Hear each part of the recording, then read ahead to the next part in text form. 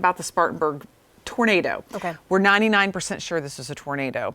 I wanted to show you something called the correlation coefficient. This is what we were looking at while we were covering the storms, and this is what made us just take that storm so seriously. And it's because we got this anomalous area here indicating that we had debris, something that was other than rain or hail, anything that normally happens with a storm. And that's what indicated by this area right here over Spartanburg, and it was co-located with the rotation in the storm. And when you see this, that makes you take a storm extra seriously. And that's what ended up happening is we think that there was a tornado on the ground reported by National Weather Service. There was a tornado debris signature, but we need to get their confirmation when they go out and do their storm survey tomorrow.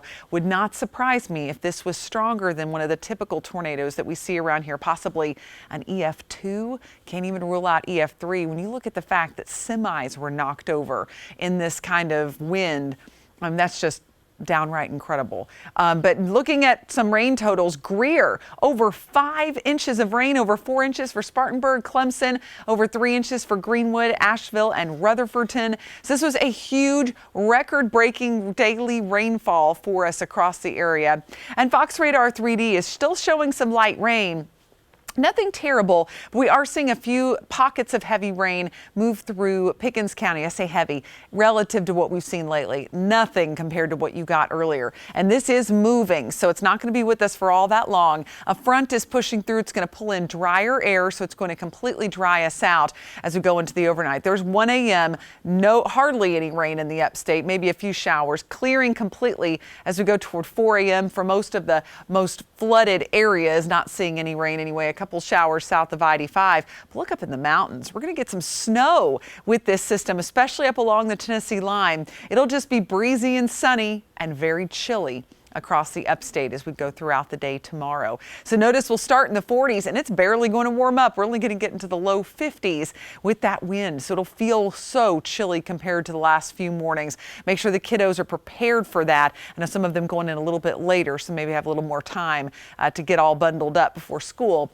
45 by the end of the day in western North Carolina. As we rate the day on the Carolina Sky Meter, we're going to give it a passing grade, especially considering that we're not dealing with any severe weather or flooding, but we will still have residual water on the roads and what's left from the flooding that we saw throughout the day on Thursday. So here's a look ahead to your weekend. I know many of you excited about that, and it looks like Sunday is going to be just gorgeous. Saturday, not that bad, but there will be a chance for a few light showers going through the day, especially into the late afternoon. So not the prettiest of days to be outside. In the mountains, some high elevation snow will be possible on Saturday. By Sunday, mostly sunny to some gorgeous sunshine out there. Heading into next week, a mild, nice day on Monday, but clouds thicken up toward late Monday, and that's going to lead us to some rain and can't rule out another flood threat going into Tuesday, Wednesday, Thursday. So we're going to have several rounds of rain move through, but really does not look as ominous as what we just dealt with. But we will keep you posted. For now, though, things are calming down in a good way.